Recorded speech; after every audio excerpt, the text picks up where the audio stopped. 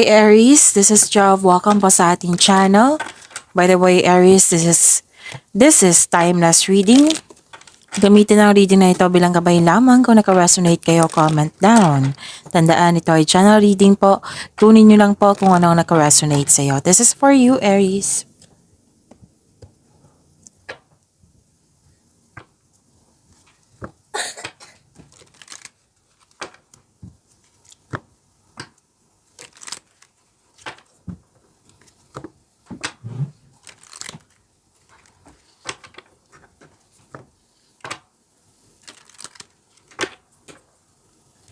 Para po ito sa iyo, Aries.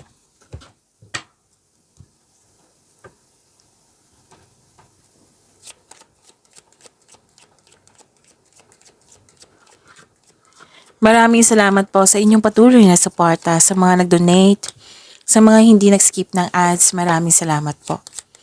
Sa mga hindi pa nag-subscribe, subscribe na po kayo at click bell notification para malaman nyo na may bago tayong video. Para sa mga gustong magpa-reading, comment kayo ng personal reading. Again, comment kayo ng personal reading and check my reply sa comment section.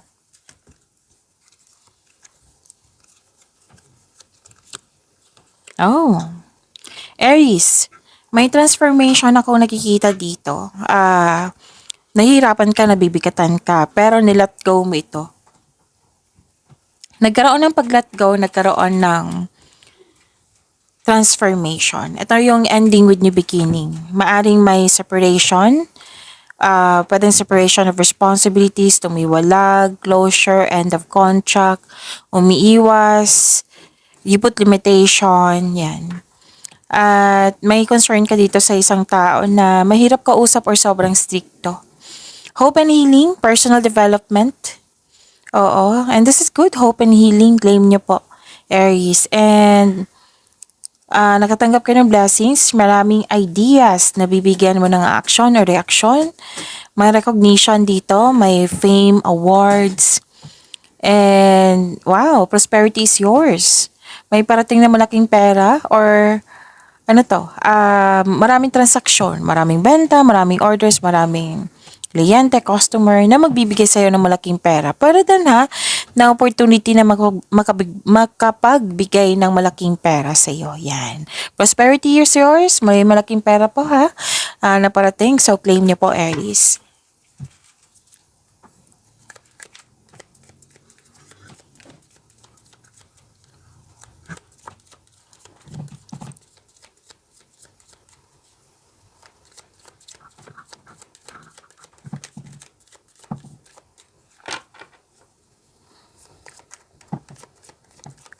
Energy po ni Aries.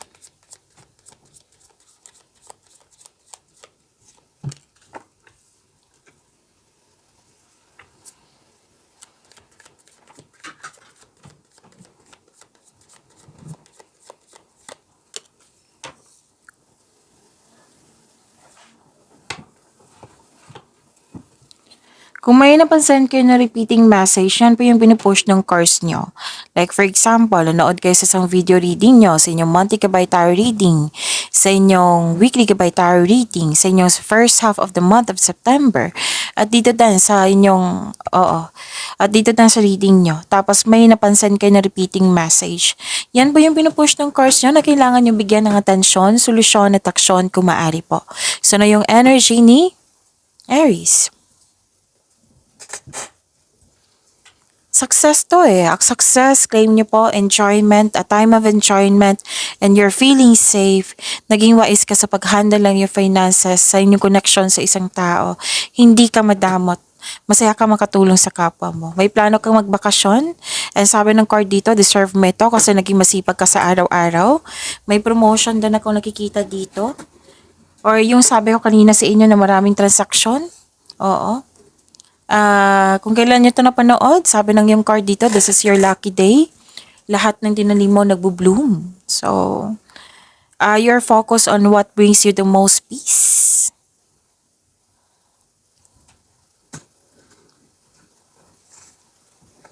So, new beginning, lumabas din siya dito Lumabas po siya dito. From here to your tarot card na nagkaroon ng transformation.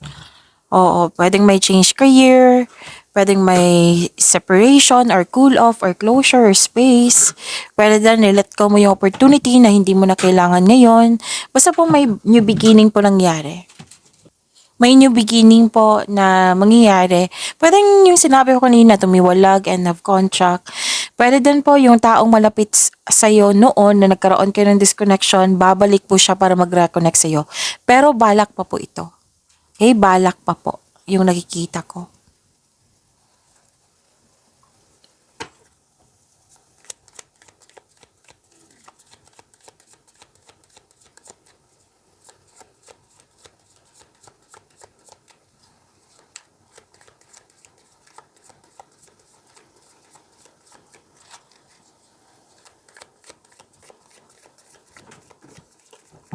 Career and money ni Aries.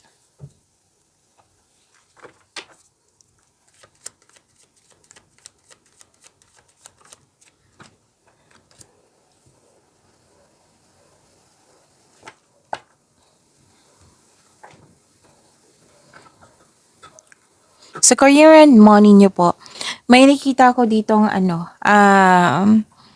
defensiveness, paninindigan, gumagawa ng plano, strat plan. Oo. May ganap na negotiation po for a raise ng allowance, sweldo ba or kontrata. Yes, magkakaroon po ng successful agreement. Challenges may arise pero temporary lang po ito.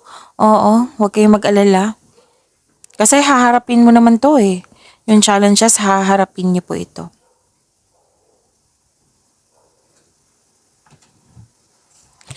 Success in workplace and home, i-acknowledge mo ang nagbigay na suporta sa'yo galing sa grupo ng tao. Kung ikaw ay may balak mag-change career, oo, dalawang card na mismo nagsabi dito na may change career. Or pwede din na andyan lang kayo pero may pinalitan or may i-change lang kayo sa procedure, pwede. Papalitan mo na mas easy na ngayon, mas magaan na ngayon. Yan. Okay? So, granted yung manifestation mo, may fulfillment sa pangarap. Claim niyo po, Aries.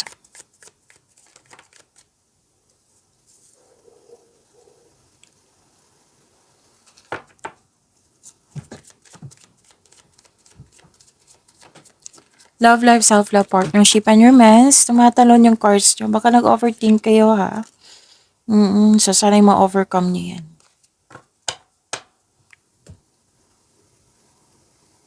Love life, self-love, partnership, and romance ni Aries.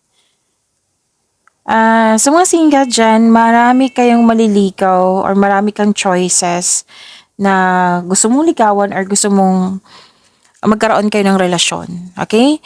Pero iniisip mo pa ito eh. Iniisip mo pa to or pumipili ka kung sino sa kanila yung right person, yung may genuine love sa iyo. So, mag-ingat lang po sa sobrang pag-iisip, baka ang ending nito pagkakalito po. So, pay attention. Sa mga relasyon sa buhay mag-asawa, kahit may temptation. Pwedeng sa temptation sa isang bagay or sa isang tao. Ang advice ng card nyo dito, na piliin nyo po yung inner peace kesa sakit ng ulo. Pwedeng concern nyo to sa inyong partner, sa taong nagkwento sa iyo, na concern ka sa kanya, or pwedeng concern mo to. Okay?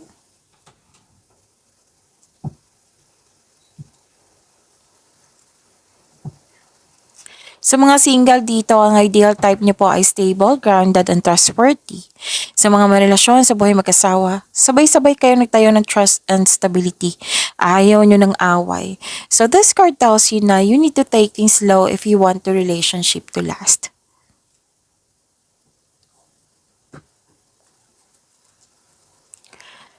Okay, nag-spend time kayo sa mga taong nagbigay ng inspiration sa iyo and motivation. Success pa rin sinasabi dito. May sinasabi rin dito na makakatagpo ka ng partner through friends connection. Sa mga relasyon sa buhay mag-asawa, this card tells you na mas mag-grow pa ang inyong relasyon. At bakasyon yung nakikita ko dito. Oo, bakasyon pa rin. May plano kayo mag-travel or mag-decorate kayo ng bahay. Okay? So, marami kayong gawain dito, marami kayong ginagawa. Okay, so pag-imanin niyo po yung blessings na binigay sa inyo, Aries. See you tomorrow. Maraming salamat po.